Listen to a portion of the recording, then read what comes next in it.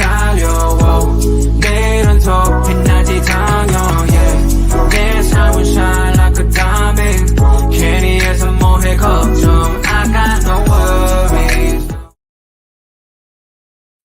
Good evening, good evening, good evening. My name is Monique Denton. I am your host for Sisters Inspire Sisters, Sis Table Talk. We broadcast every Thursday at 7:30 p.m. Eastern on our YouTube channel. We are live on Facebook, also LinkedIn. I want to welcome everyone. Please hit the share button, ask someone to join. This is a really interesting conversation that we are having this evening. And something that I'm looking forward to learning about, because I have to be honest, I did a little research, but I have very little knowledge of this topic. But first, I want to just bring up a couple of announcements. So if you have not joined the Sisters Inspire Sisters Network, please go to our website, sistersinspiresisters.com. We have some great things going on. There are a bunch of network benefits, and also we just launched this week. We started recruiting for our 50 Phenomenal Women, which is our Sisters Inspire Sisters Volume 3 anthology. We are looking for 50 phenomenal women to join this anthology. And if you don't want to write about yourself, you can write about another phenomenal woman in your life. So again, you could go to sistersinspiresisters.com, get some information on that. Let's jump into the show. So I want to introduce to everyone Miss Acinta. And Acinta, if you would just tell us a little bit about yourself, tell us about your background, and how you got started actually doing the things that you're doing. Well, thank you, Monique. Hi, everyone. My name is Acinta Weefur. I'm the founder and CEO of Celestial Path, LLC. My company has two different sections. The first section is coaching. We do personal coaching with women and leadership coaching. And then the second aspect of it is why I'm here today is the energy healing aspect, where I do Reiki as well as tarot.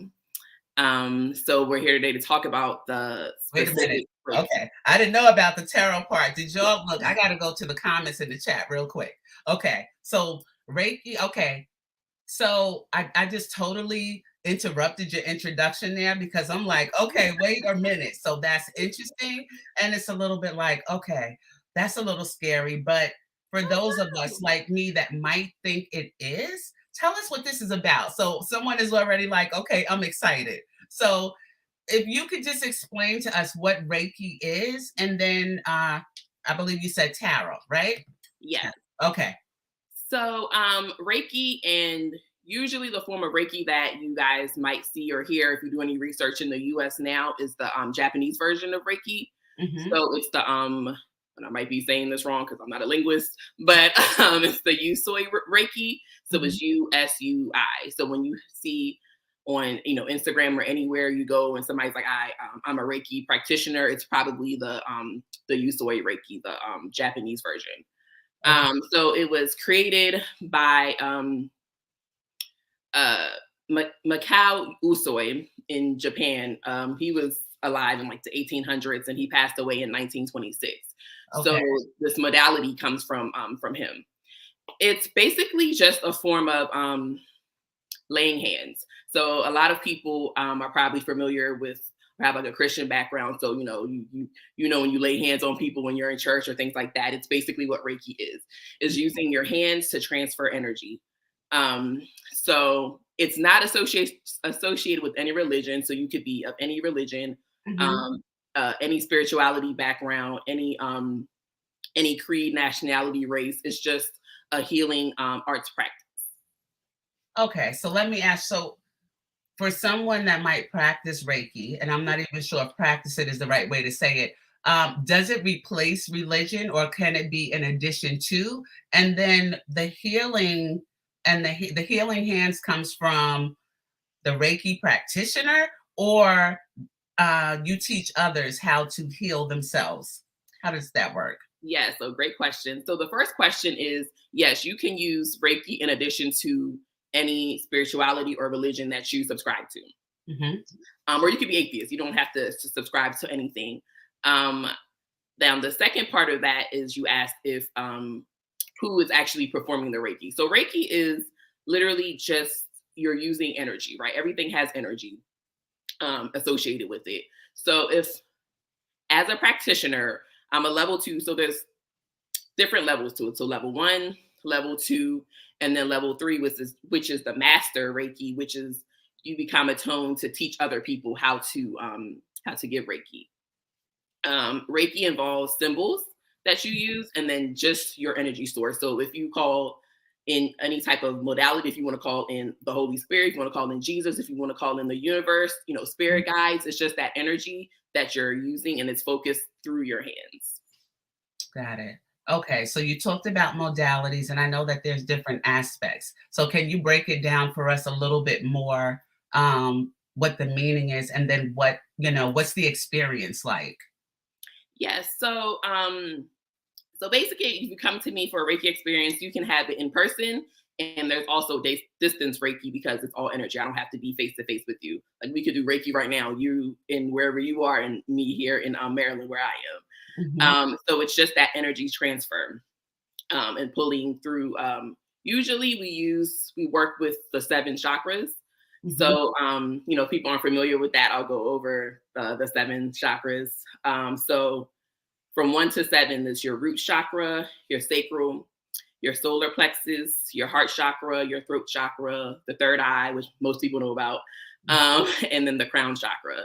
So we work with that to keep those energies balanced, because if something's off, I mean, you can tell in your life. If you have too much of something, you become unstable. If you're void of something, you're also unstable. So it's just to balance your energies throughout your body.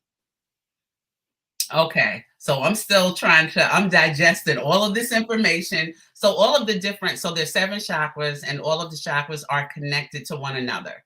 And what I'm getting from you is that there has to be an equal balance with all of the chakras in your body. Yes, you want they're not necessarily connected. I mean, well, they are in a sense, because if one's off, something else could be off. But let's just say your throat chakra.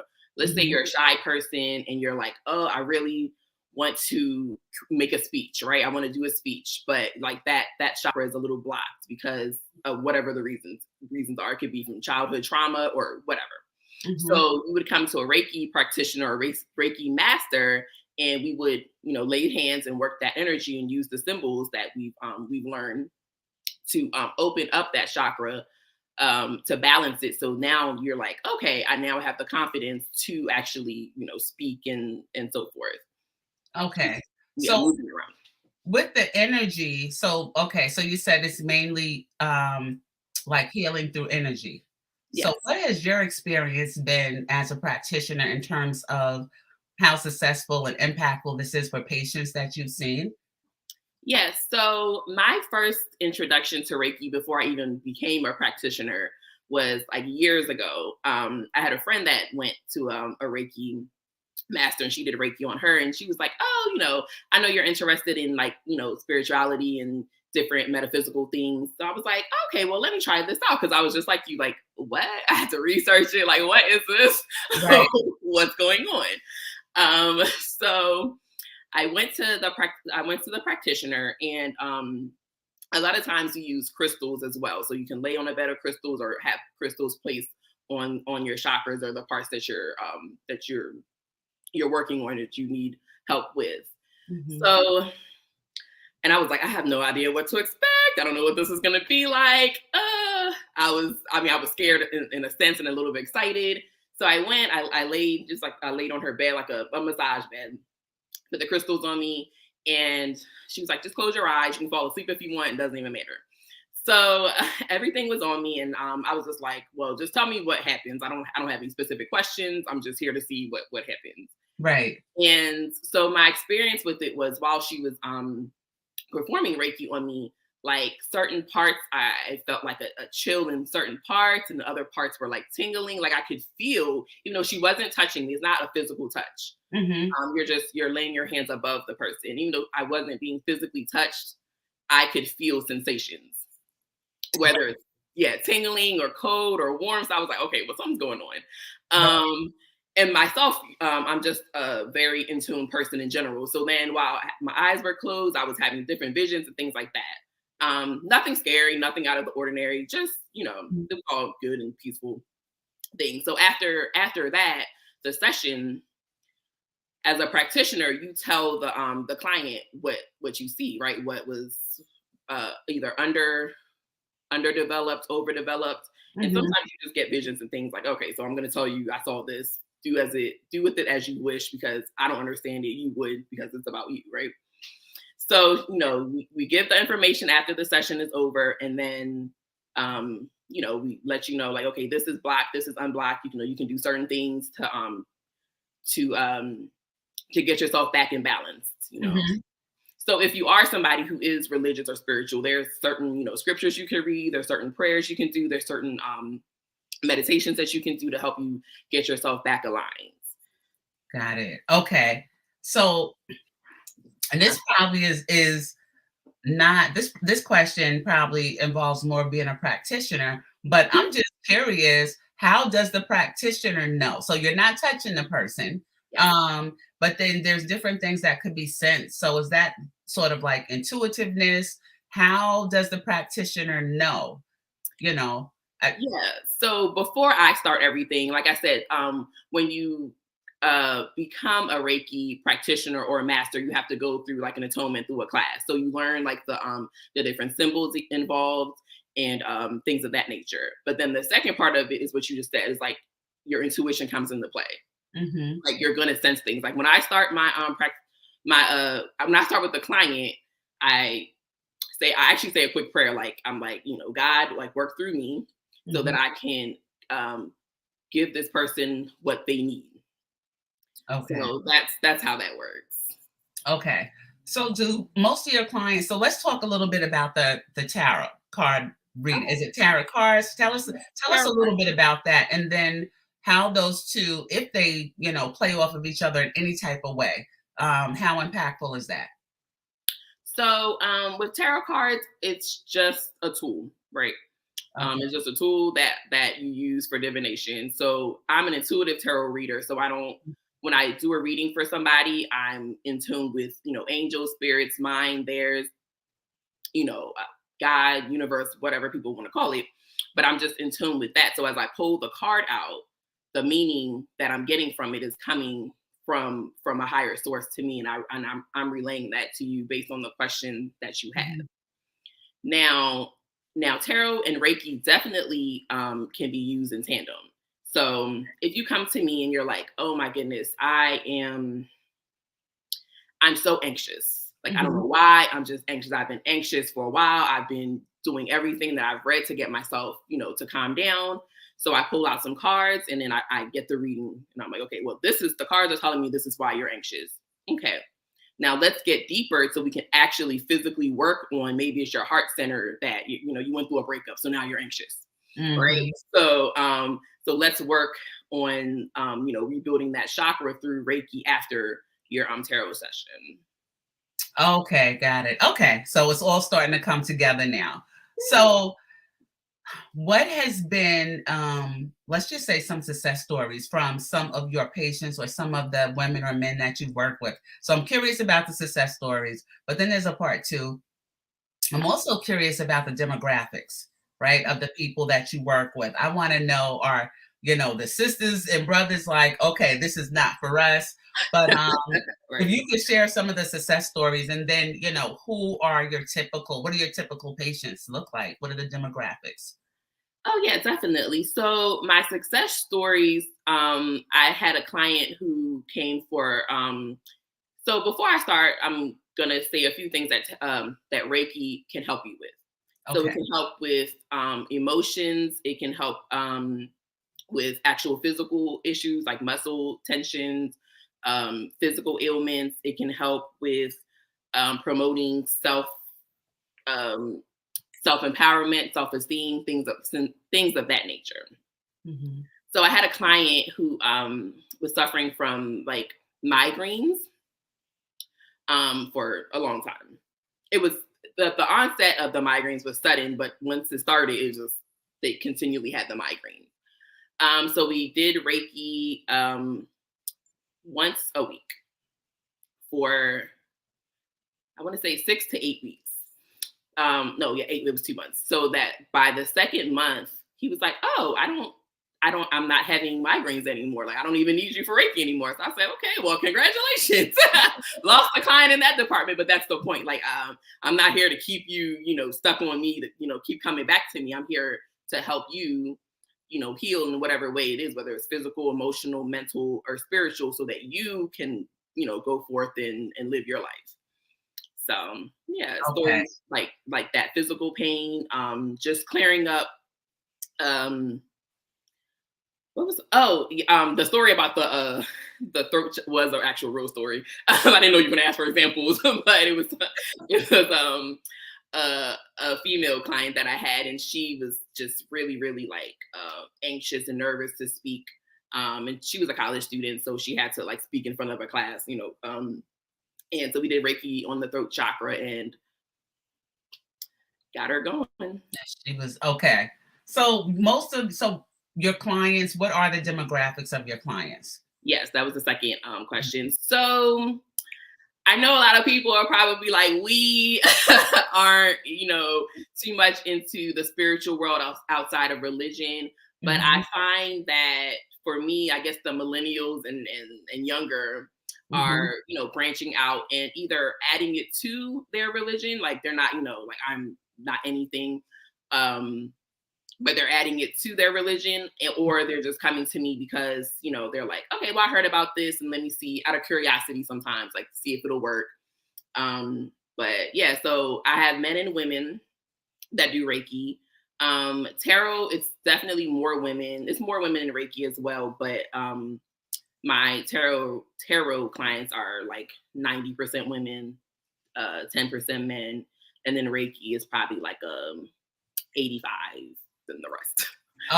Okay. But it's the millennials that are a little bit more open. I think the millennials are also more into zodiac signs and what they mean and how impactful they are. I know my millennials are. So I have one that's left at home. So I know that she's very familiar. Yeah. Okay.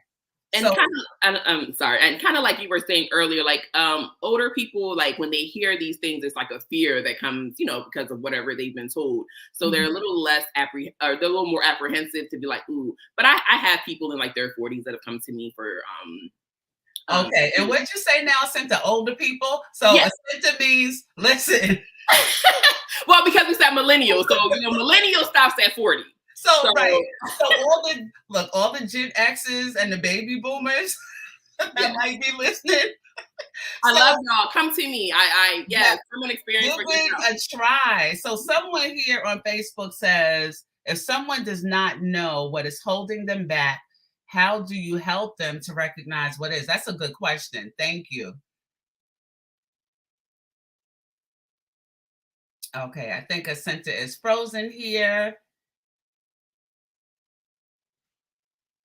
That is a great question. Okay, Acinta, I think you're unfrozen now. Yeah, we're back. Okay, all right. So did you happen to hear the question? We had a question. What's the question? We have a question from a Facebook user. If someone does not know what is holding them back, how do you help them to recognize what is? That's a great question. That is a great question. So one or two ways. If you want something very specific with what's holding you back, you could do a tarot session because that's a very specific question and the cards will let us know. Or if you want to do a Reiki, instead of pinpointing one chakra, but with holding you back is normally your heart chakra. So I would definitely address your heart chakra for sure. But I just run over your whole body. I scan all of it, all seven. And then it'll come to me. Yeah. So now these visits have to be in person. You don't do virtual. I do virtual everything. You do? Yes. Okay. Distance Reiki, virtual tarot. So I do tarot through like a Zoom or call like this if you want to see the cards, because some people like to be, connected to the cards, and also audio. But yeah, Reiki does not need to be in person. Oh, okay. So I still am not, because I'm picturing again. I know you said that you don't have to touch the person, but I'm picturing the hands going over the different areas, but that's not necessarily what happens. Yes. So if I'm doing distance Reiki, which obviously I've been doing for the last 2 years, Right. or a little bit more, pandemic era. All I need from you is a picture of yourself if I don't know you. And then, anything specific that you want me to work on. If not, like I said, I just do the general scan. Okay. I use a method called like surrogacy since you're not here. So I can use like a pillow to mimic the body and like where the different parts of it would be. Because I use crystals with mine. So I lay the crystals on the pillow in that aspect. And then I just do Reiki on whatever we discussed. And then at the end, I give you the results. I tell you what I saw in the different chakras, what was closed, what was open. And then from there, it's kind of like an action plan. Like, okay, well, you can work on this. You can get another session so we can open or close the things that need to be. Or if this is a one and done, then, here's some things you can work on. Here's some affirmations. Here's some mantras. Here's some scripture, so on and so forth. Okay, that's really interesting. Hello, Lisa. Lisa says, good evening. So you say you use crystals. I've heard a lot about crystals as well. So can you talk a little bit about that, the different meanings of the crystals, or that's really not connected? Oh, no. Yeah. The type of crystal you use for the chakra matters, or for whatever the person is coming to say. So we'll just use heart chakra. So if I'm like, okay, I know this person with their question involves their heart chakra, I'm going to use like a rose quartz or a crystal that is specifically about, love and self-love, and something that involves the heart, right? For your third eye, if somebody is like confused or trying to make a decision, that means that their mind is foggy, right? So their third eye, I would use like an amethyst crystal for that or something along those lines. So they correlate. Okay. So now where can we find you? Okay, so this is interesting. Where can we find you? And who would you recommend? So if you give someone that's thinking about going to a Reiki practitioner, what would be the top tips that you can give them? And then how can we find you and get in touch with you? Okay. If you are going to somebody who says that they do Reiki, one, make sure that they actually are certified. So I mean, Okay. it's kind of That's becoming, good. yeah, Yeah, that's good. So look, because those that aren't that familiar, I guess, you'll just start Googling and looking for, okay, a Reiki practitioner. But one, we want to make sure they're certified. yeah. So definitely, if you finding somebody on TikTok or TikTok, Instagram, or wherever, make sure that they actually have a certificate in to practice. So whether they're level 1, 2, or 3. So you can ask for their certification. Don't be afraid to ask because you need to know. So make sure, that they're certified. You can ask them about, testimonials, like how you just asked me earlier, if they don't have a website or anything like that. Their pricing. If the pricing seems very, very gouged, then unless their testimonials kind of, back it up, then I might, try somebody else, or if the pricing is too low. So you just kind of have to like gauge out, do your research on who it is, because then that's kind of like a fraud alert. And then also see if they see what modality that they actually use. See if they use the Japanese one we talked about, Usoi, because there's also Kemetic Reiki and other things like that. But once again, make sure they're certified. So whatever they say that they're certified in, ask to see the actual certification. Okay. And as where you can find me, my website, www.thecelestialpath.com. When you log in, it'll be 2 different portals, the coaching portal, so check that out too. And then the energy healing for Reiki and tarot. Okay, so we have a few more minutes. First of all, thank you. That information was great. And we have Lisa that asked, is there a crystal to keep away bad energy? Yes, Lisa. Basically, if the crystal is black, it'll keep away. It's a protector. So black tourmaline, smoky quartz. I can't remember the last one, but black tourmaline is like the big one. If it's a black or a dark brown crystal, or it's a protector. Got it. Okay. Thank you for that. So now, and you also mentioned that there's different levels, level 1, level 2, and level 3. And level 3 is the master, Yes. right? Mhm. Doesn't make a difference because just listening to you, I'm like, okay, I want level 2 and above. Yes. But if I come across a level 1 person or, you know, someone in our audience, does it make a difference what level the person is at? If you come across a level 1, that's fine because everybody needs to start somewhere and they need to, you know, work on it. It's like you said, it involves your intuition, so you have to keep working at it as well. So if you want to go with somebody who's level 1, great. Just make sure that their pricing matches that. So if you do it and you're like, oh, I felt nothing. It was a net for me. So make sure that that's what it is. The difference between, like I said, level 2 and level 3, the master is just that you're attuned to teach other people how to be Reiki practitioners. Got it. Okay. Yeah. And how long are the sessions typically? Yeah, so my sessions run about, and this is, you know, industry wide, about 30 to 45 minutes. Okay. Yeah, it's a lot of work because I mean we're working with stuff now, so it's draining for the practitioner as well. Okay. So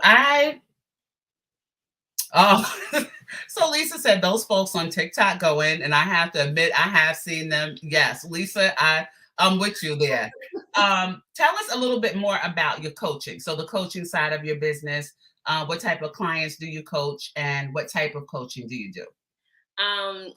So Celestial Path Coaching is we coach two different sections. So one is personal life coaching, where I only coach with women. Right now our signature program is Power to Pivot. So if you're a woman that is a working woman, you have a career, you're deciding if you want to stay in that career but level up, you know, get a promotion or change where you are exactly in that career field, then I coach women like that, women who are trying to change their industries. So if you're in tech and you want to move over to like nursing or finance, but you're stuck and you're not sure how to really, you know, maneuver into a whole nother field, or women who just like, I do not like going to work every day. I know I need to change this. I just don't know how. So I work with that because, you know, we spend majority of our day at working, either at work or at home, but work is a big part of your day. And as women, a lot of times we don't know how to ask or, you know, put ourselves in a position to level up as we should. Right. And then the second part is leadership coaching. So I work with businesses on that one solely. So men and women. We work with HR directors that are ready to build their leadership teams in accountability, you know, time management in order to build up their ROI. Wow, that is great. I love it. I love it. I love it. So listen, Acinta, this was good. I mean, you gave us some great information. And to all of our viewers, if you want to find out more information, you can go to thecelestialpath.com, thecelestialpath.com. And also, if we wanted to find you on social media, how can we get more information? And someone says, great show. Thank you. But if we want to find you on social media, how can we find you? So if you want to find me on social media, on Instagram, it's at Celestial Path _ and Facebook, I have a Facebook group for the women's coaching. So Power to Pivot, Maneuver Your Career with Ease. And I'm on LinkedIn just under Acinta Weefur. Yes. That is excellent. Thank you. So I just want to say that so you put me more at ease because I'm like, okay, what is this? So if you are interested in learning about Reiki, my recommendation is that you speak to a practitioner. You know, don't try and do your own research. It's a little confusing, but speaking to you just sort of put me at ease and really helped me to understand what it's about and also give me a better understanding of tarot cards and tarot reading. Thank you, Lisa. Thank you. So, Acinta, this was great. I am definitely going to share this with our private Facebook community. maybe we could set up something. So we'll talk again offline. Maybe we could set up something where you can come in and do something, or maybe some readings for our Facebook community. Definitely. I Yes. love it. I love to do it. I love to do readings. I love to help people. Thank you so much for having me on this platform. Yes, that would be awesome. All right. Thank you, everyone. Thanks for tuning in. Have a great night. Acinta, once again, thank you. Great information. And I'll definitely be checking out the website. Good night, everyone.